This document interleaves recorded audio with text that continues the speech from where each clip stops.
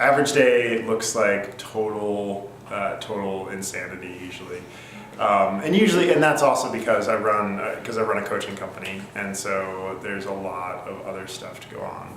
I usually set a goal each week to have the first thing that I do each day to train, usually at least 3 days a week. That's the goal, is like first thing is like get up, go to the pool. Rarely do I get 3 out of 3.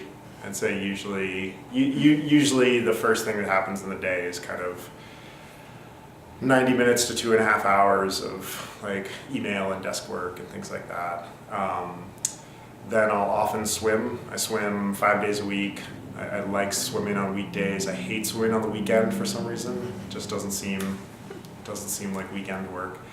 But so desk time, some kind of workout, a little bit of recovery, usually off to the next commitment, which is often like a coaching commitment at Nike or talking to my athletes or some kind of meeting. And then afternoon is usually another workout, recover from that, and then usually back to the desk to work until dinner.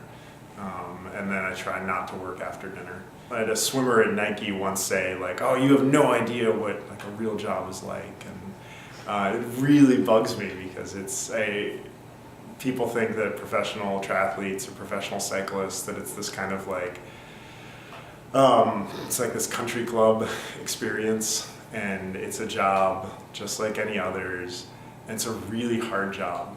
Like, if the nature of your job is to go out a few times a year and not have success, it's really hard.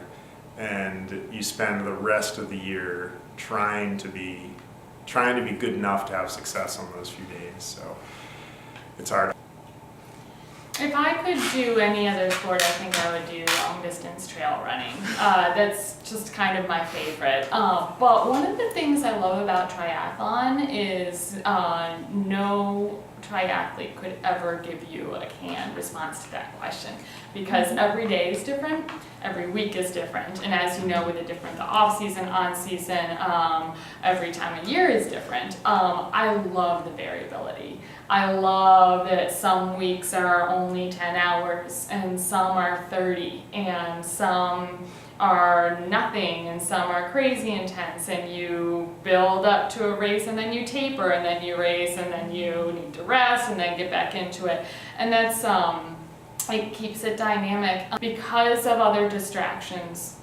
As a professional triathlete, there must be times of the year that are key training blocks where we go to camps, our own camps, whatever that may be. Maybe it's a formal camp with a coach, led by a coach, or maybe it's a self-created camp, and we're going to do that next month.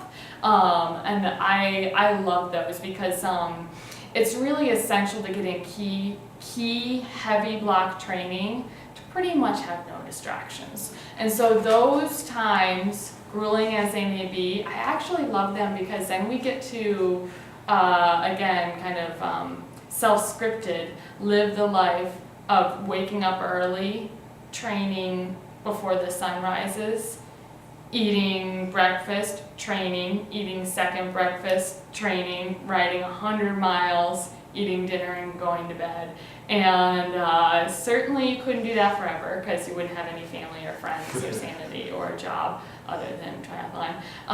But it's just another component of this year that looks so variable from month to month and week to week. And I think that's one of the beauties of this sport.